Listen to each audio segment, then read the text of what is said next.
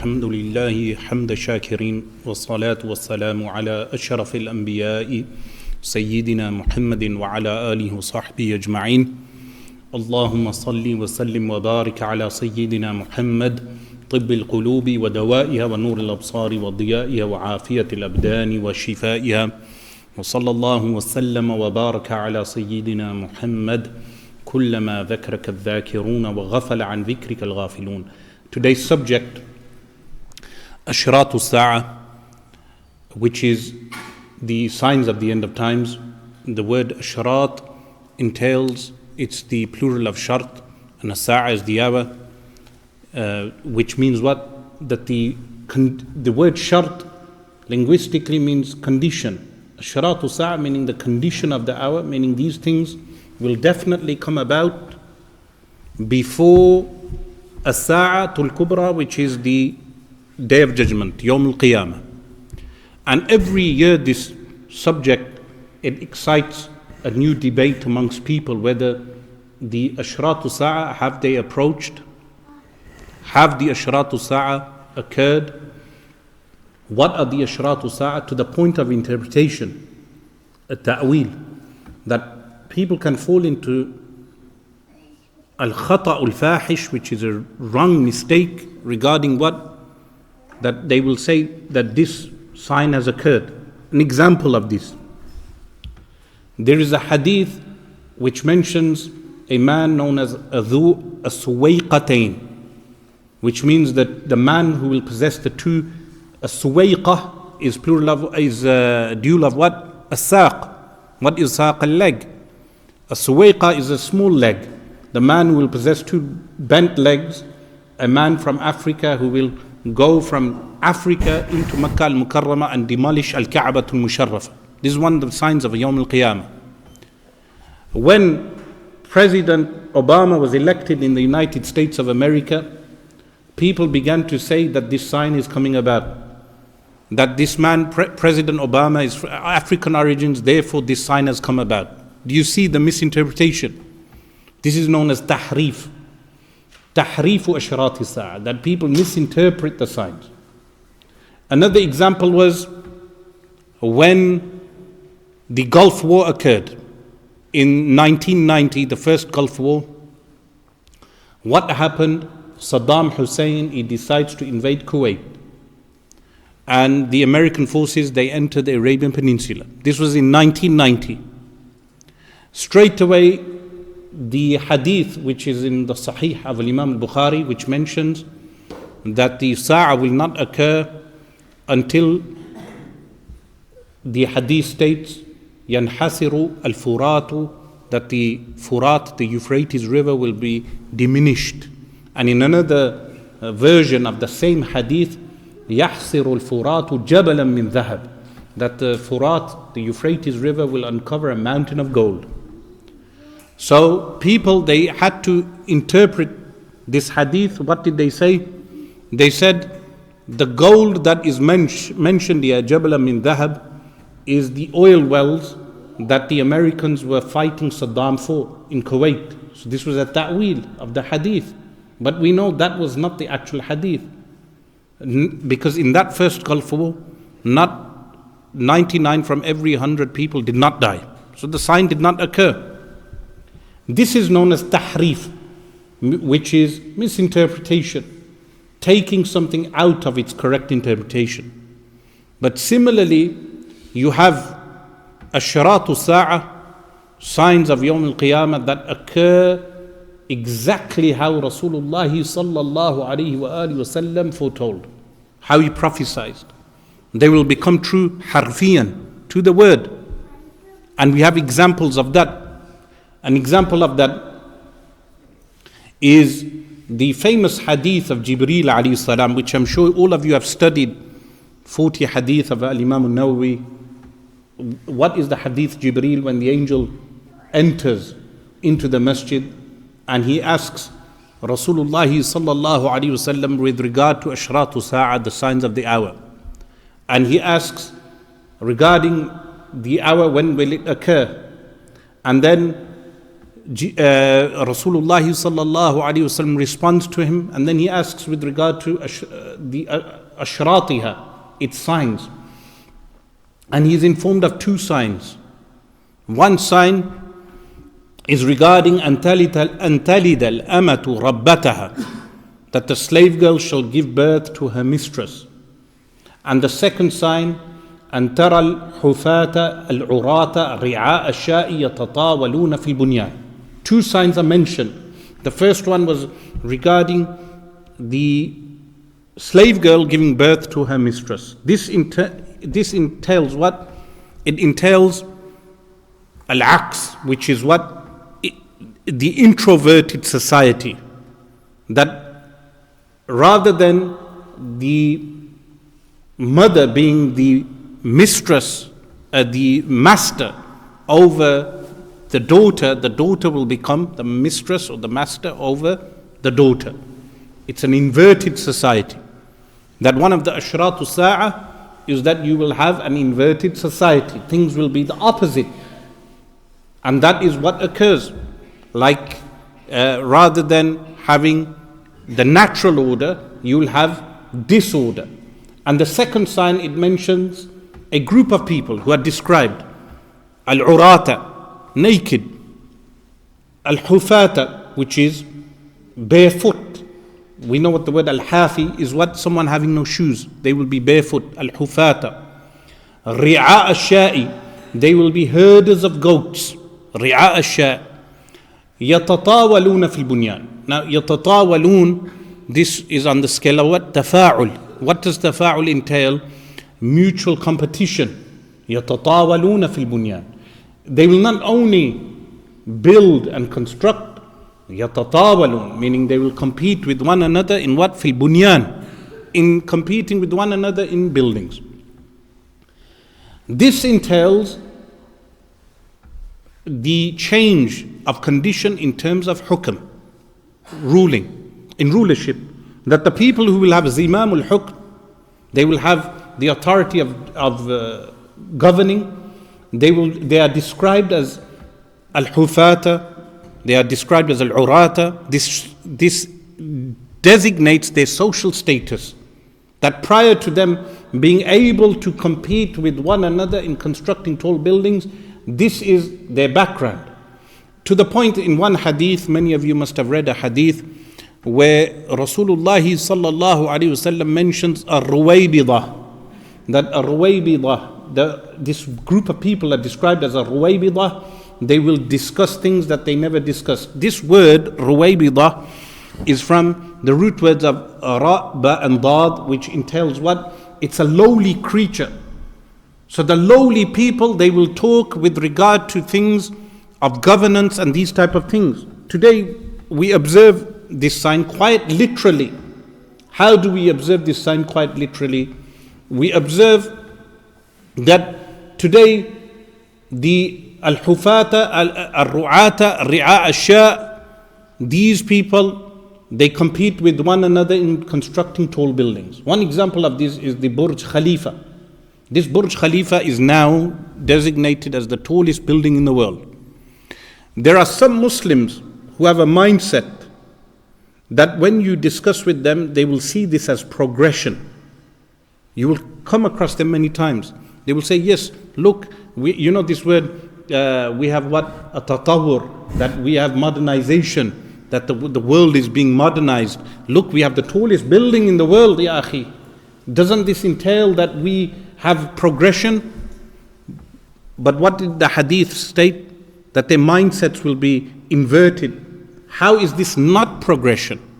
How it is not progression is that if the construction company was a Muslim company that constructed that tallest building, then you could say that there is some kind of progression. But all the construction companies are not Muslim companies. The architects are not Muslims. The designers are not Muslims. This is only a prefabricated progression that you are observing in the UAE. But something which I cover in this book also, real progression would mean that you need a sewage system. This Burj Khalifa, you go and do your research, it doesn't even have a sewage system. Every day they have workers arriving that they have to pick up the excrement in trucks, tons and tons of excrement and waste in trucks, and then take it somewhere to dump the excrement and the waste from the Burj Khalifa every day. How is this progression of any sort?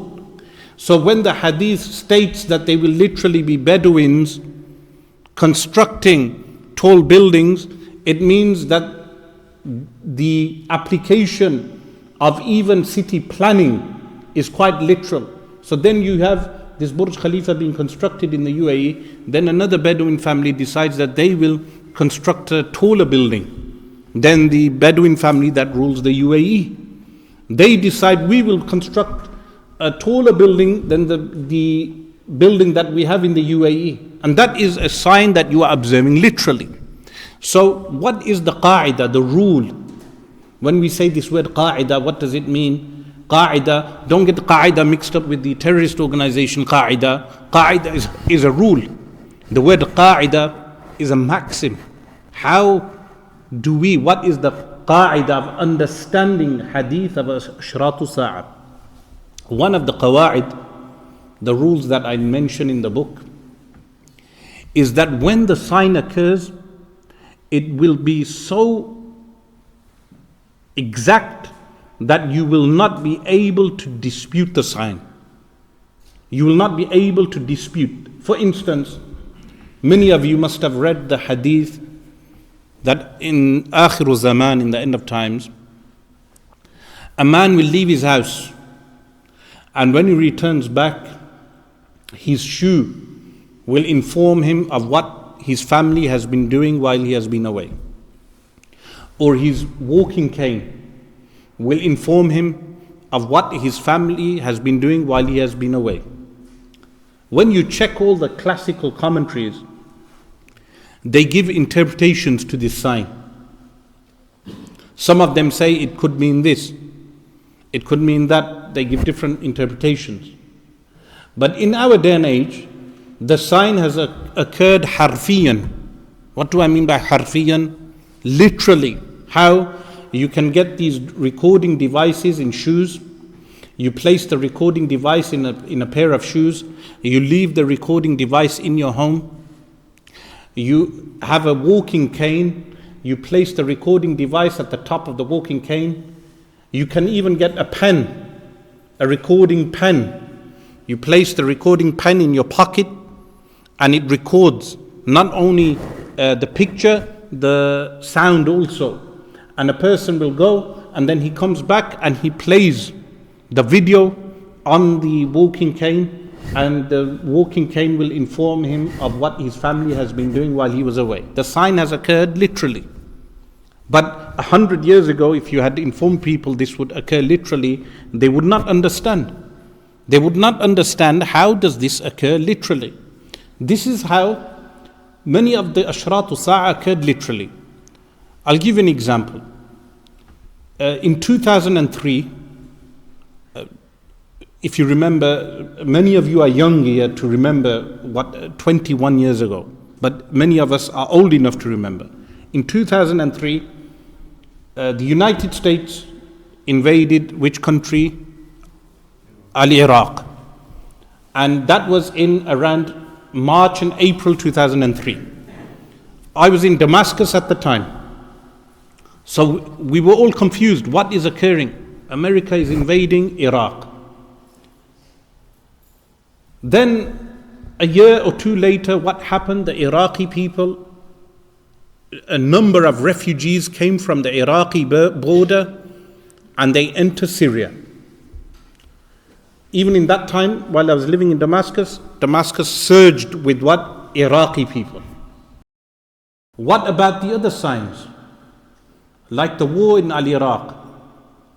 The war in Al-Iraq was foretold in the Ashratu Sa'ah by Rasulullah sallallahu alayhi wasallam. There is a Yemeni Sheikh, Abu Bakr al-Adani. I don't know if you've heard of him. Some of you from Yemen must have heard of him, Abu Bakr al-Adani. He passed away, rahimallah, a few years ago. He states when he was in Saudi Arabia, one of the Sheikh in 1990, he said to him, go and open the Sahih of Imam Muslim and you will find the hadith relating to the current war in Iraq. Which hadith? You may think, which hadith is this? Informing us with regard to the current war in Iraq in 1990. The hadith is the hadith of the sanctions. There is a hadith on the sanctions. Which sanctions? That Rasulullah sallallahu alaihi wasallam mentions, yumna'u min ahli al-Iraqi, that what will be prevented from Ahlul Iraq. You go and check the hadith. It mentions as-sa' wa mud. What is the sa' and al-mud? As-sa' wal mud is measurements. As-sa' wal mud is measurements. What measurements? This as-sa' is a container. In the old times, in the time of Rasulullah sallallahu alaihi wasallam, you know this sadaqatul fitr we give every year. What do we give? We give a sa' of tamar, dates, a sa' of hinta, wheat, sa' of bur, which is barley, hinta and sha'ir, wheat and barley. This sa' is a container. In the Hanafi school, it's 3.8 kilograms. In the Shafi'i school, it's 2.7. In the Shafi'i and Hanbali school, it's 2.7 kilograms.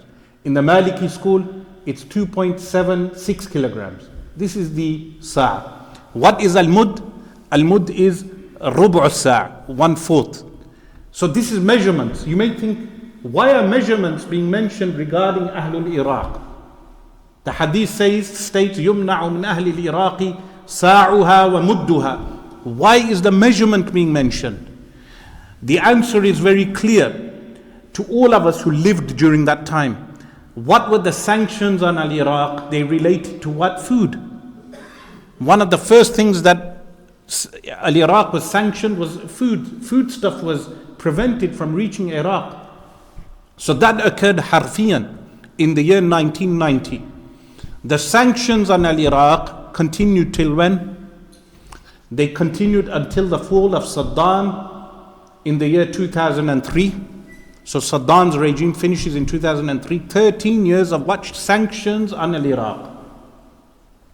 But the hadith doesn't finish there. The hadith also mentions sanctions on Ahlul Sham. So people were thinking in 2005 and 6, there are no sanctions on Sham. So has the hadith occurred? Then suddenly that civil war starts in 2011. Remember, Bashar al-Assad was very beloved to the West prior to the revolution. He even visited 10 Downing Street. He even lived and slept in Buckingham Palace. But after 2011, what happens?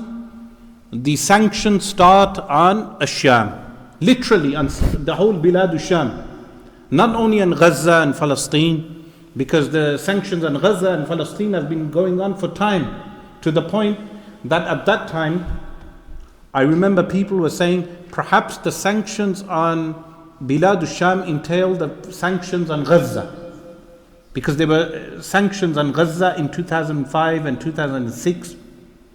But what occurred in 2011, the whole of Sham, there were sanctions. So that sign has occurred.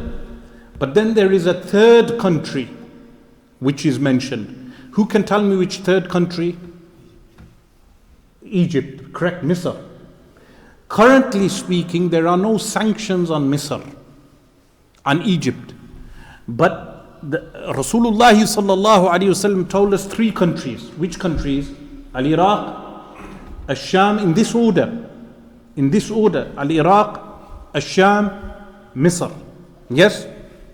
So that means Misr, the sign has not occurred just yet. So Abdul Fattah Sisi now making videos saying, ما قتلت أحدا, and this video that come out recently of Abdul Fattah Sisi saying, I haven't killed anyone, I haven't taken money of anyone, even though when he killed Mursi rahimahullah, there was uproar, even in our country, in Pakistan, regarding the killing of Mursi. That you place the man in prison, and then not only place him in prison, you do not allow him even to have access to the Mus'haf of the Quran. And then Mursi said, that's fine, if you do not give me the Mus'haf, it's not because I need the Mus'haf, I am a Hafiz of the Quran. But this is something non-Muslims carry out. Meaning even non-Muslims, not all of them do this, but they didn't even give him the Mus'haf of the Quran. The hadith, which is in Sahih al-Bukhari, it mentions that the Euphrates River will diminish to the point that Jabal min Dhahab, a mountain of gold. Now let me mention something regarding this sign, because this sign could happen very quickly also. We live at the threshold of these signs. How can this sign happen? Someone may say. Some of them, they find it mustaghrib, meaning strange. How can you say that Jabal min Dhahab, a mountain of gold, can appear at the Euphrates River?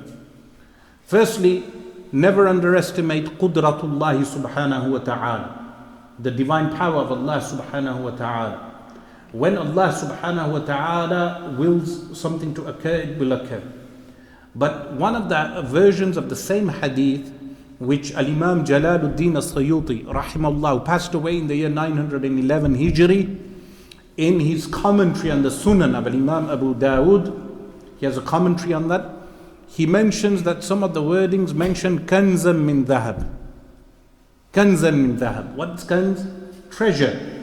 So one word is Jabal min Dhahab, the other word is what? Kanzan min Dhahab, which is a treasure of gold.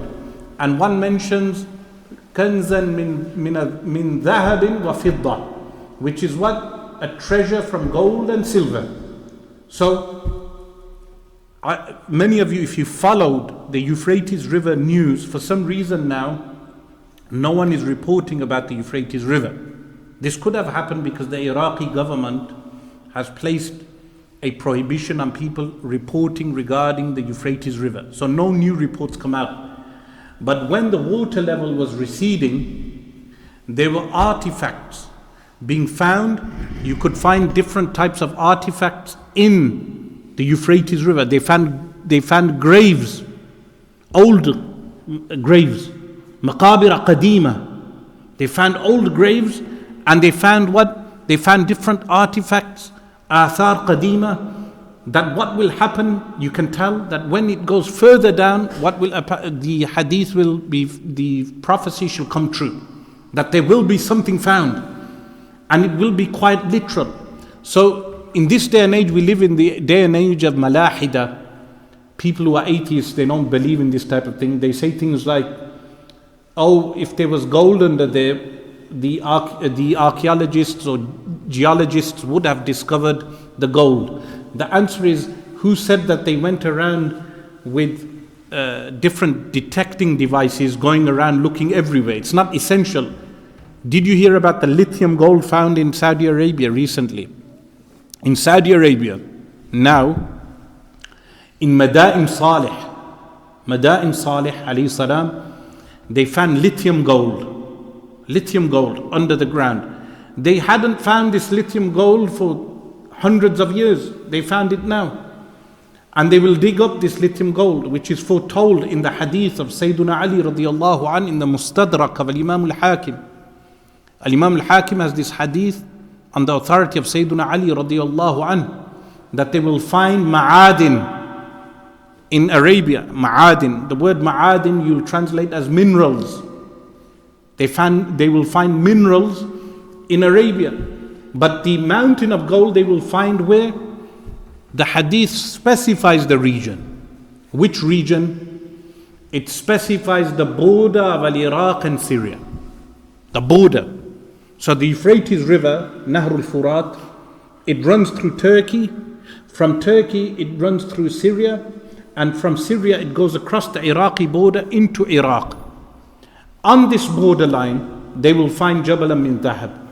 Today, that area, Deir Azor, where the Kurds occupy, they've balkanized all of Syria, made it into factions. These are long-term objectives of enemies of Islam, to balkanize the Muslims wherever they may be. How? If you balkanize Syria, you make it 3 parts. You have the Kurdish part, you have the Arab part, and then you have the Ladikiya, which they give to the minorities like the Daruz and the Nusayriya with the Russian bases. When they balkanize Syria, there will be no real opposition to the state of Israel. Similarly, you divide Iraq, Kurdish region, Shia region, Sunni region. So like Anbar, all these areas are Sunni, and then Tikrit, that is Sunni. You make Sunni Shia division, then you make parts of Baghdad and all that region into a Shia region. Who will take on Israel? The Arabs are finished, meaning you divide Syria into 3, you divide Iraq into 3, and then finally you divide Pakistan also, because after Iran, it's Pakistan's turn. Why? You make Balochi separatists, you make separatists in PKK, you make separatists in Kashmir, and you have the last fighting army of the Muslim world finished also. Any potential army that may fight, you balkanize the entire region. And you have Iran invaded, and of course you utilize propaganda amongst the Sunnis to accept the invasion of Iran also. This is something that happens. It's a reality that the Sunnis will accept the invasion of Iran, even if it happens at the hands of Israel. In that fitan, in that tribulation, you have the appearance of a mountain of gold. Deir az-Zur is the region near, Deir az-Zur is near the Euphrates River. If a mountain of gold appears during this type of chaos, the chaos that we have now, you have the division of the Kurds in the north carrying guns, you have the Arabs in the south, division based on ethnicity. In the past, the Deenul Islam in its days of Sharaf, you had a general commander who was a Kurd, famously known as Salahuddin al-Ayyubi. Salahuddin al-Ayyubi, his chief was a Turk known as Nuruddin Zangi. You have subjects who are Arabs, but what united them was Deenul Islam, meaning al-Akhuwa al-Islamiyya, the Islamic brotherhood amongst them kept them united, irrelevant to ethnic divisions. But what do we have now? We have this cancer of nationalism, that the cancer of nationalism enters the Muslims and it divides them so many times. How many times will you divide amongst yourselves? And in that chaos, you have the appearance of this mountain of gold that Rasulullah sallallahu alaihi wasallam foretold. And what will occur? Out of every 100 people who go for the gold, 99 of them will die fighting for that gold. They will die. And some of them will say, and this is something important to listen to, they will say, perhaps we will be the one man who will survive. So what does that tell you? They will know it's haram to go for the gold, because Rasulullah sallallahu alaihi wasallam said, if you hear about this event, do not go to take that gold. But what will they say? They will come out with the ta'wil.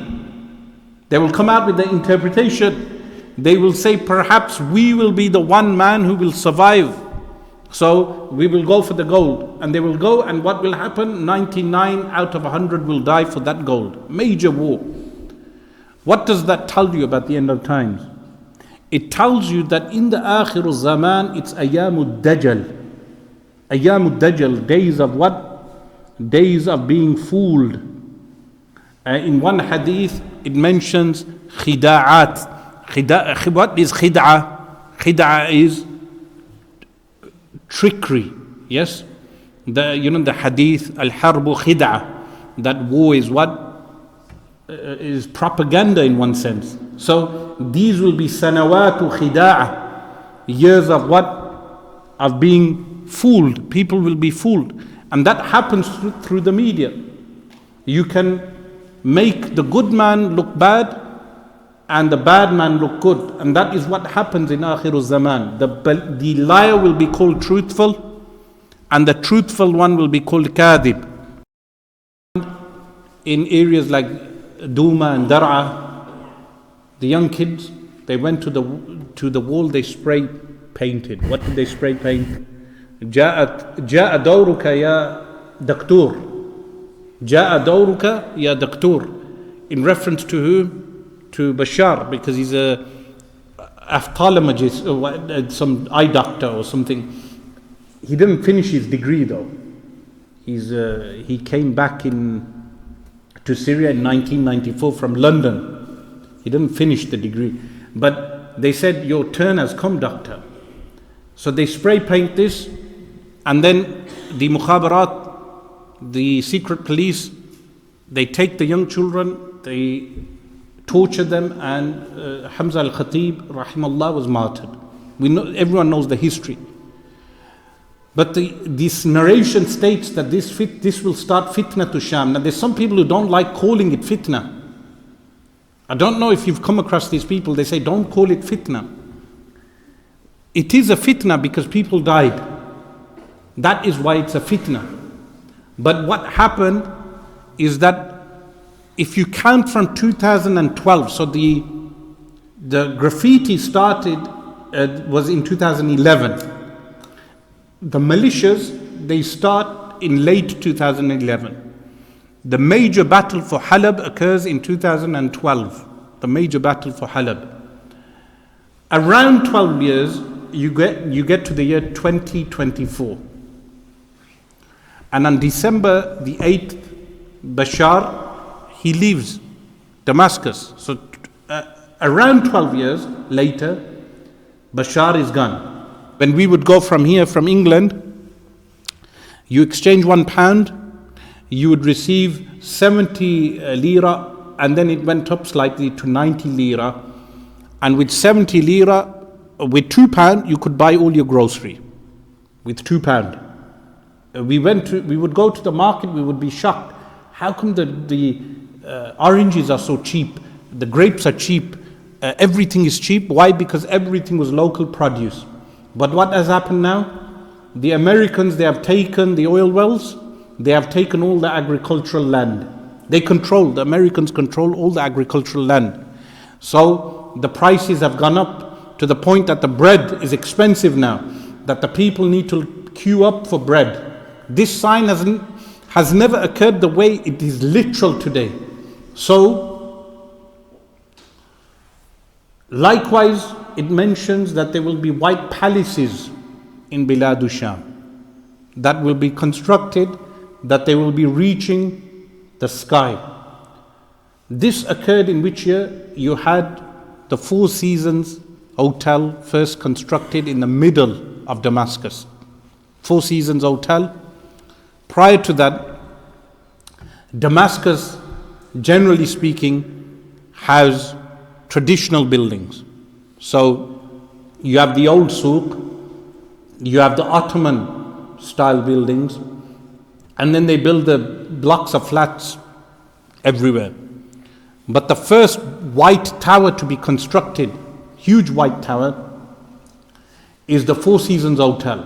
This was known as the Four Seasons Hotel, and it was constructed by one of the Khaliji princes. But when the Syrian civil war started, Four Seasons, the name was changed. It was taken over by the regime and the name was changed. But the sign has occurred literally. Surprising, if the Euphrates River does not uncover a mountain of gold anytime soon, it would be surprising. It can not occur, meaning it's entirely up to Allah subhanahu wa ta'ala.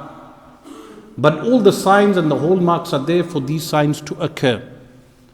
The Iraqi government released a document which states that by the year 2040, the Euphrates River would have dried up entirely. Before concluding and just taking some questions, I would want to mention guidelines for us. What practical guidelines do we have living here in Bosalit, Sparkbrook, these type of areas within Birmingham, which some mashayikh came, one sheikh, he came from Jordan to visit Birmingham. Recently he was a guest at our masjid.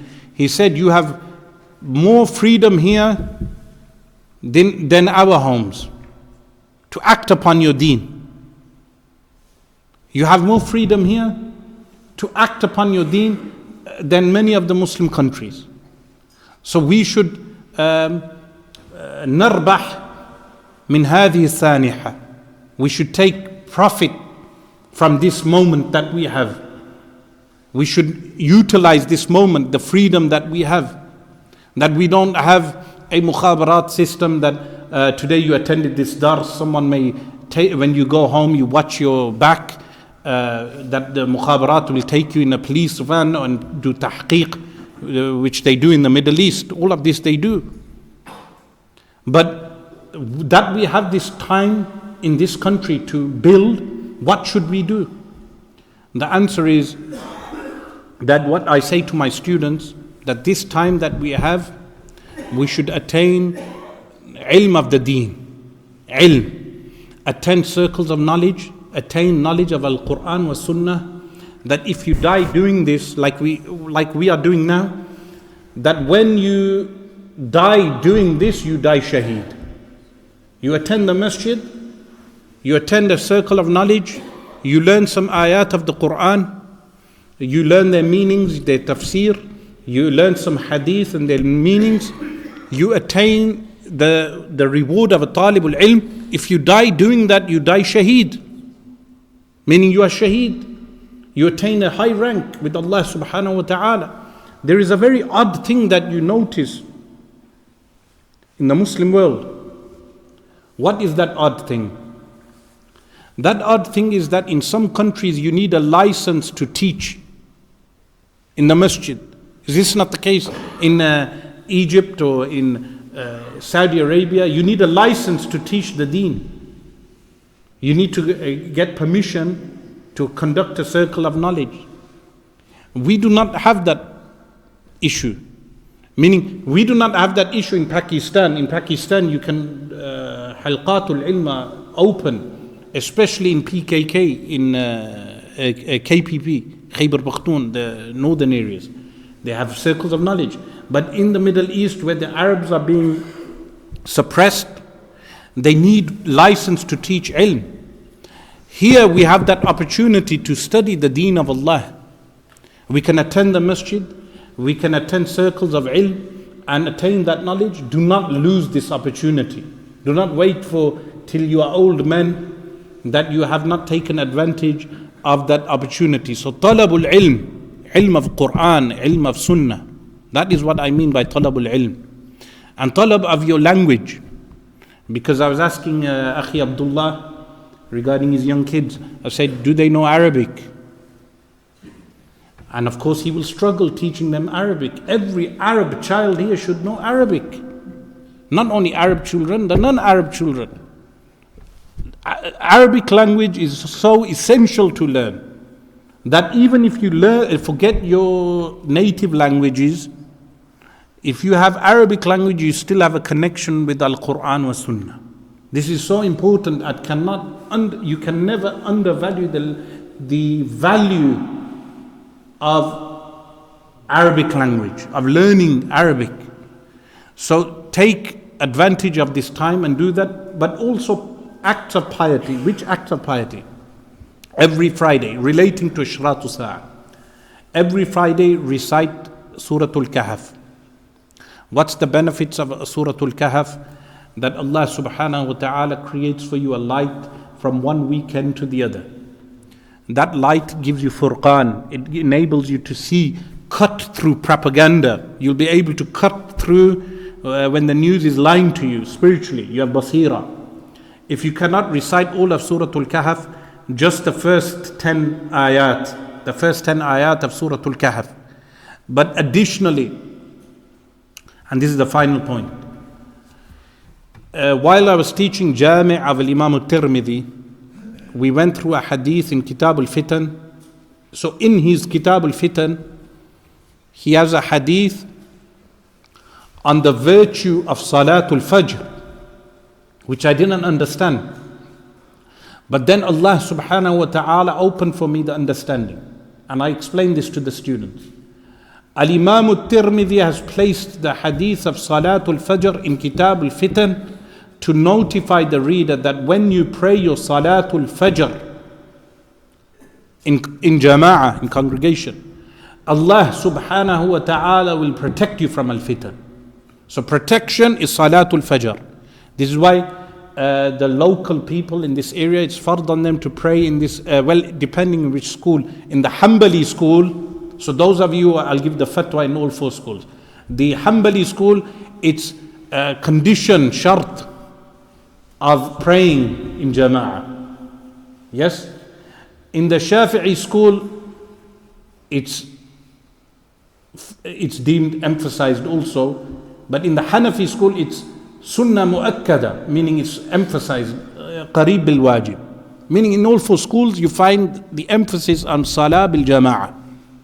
So this surrounding area, I walked up with my brother, he said, I didn't realize how close the masjid is. I said, it's wajib for you to pray in your closest masjid. Every masjid that is close to your house, you fill that masjid at Salatul Fajr, and you recite your Suratul Kahf. And of course there are other means by which we do not have time to cover. One of them is farming, which we'll cover some other time insha'Allah ta'ala, having allotments. أقول قولي هذا واستغفر الله لي ولكم وأتوب إليه جزاكم الله خيرا ما أحسن الجزاء.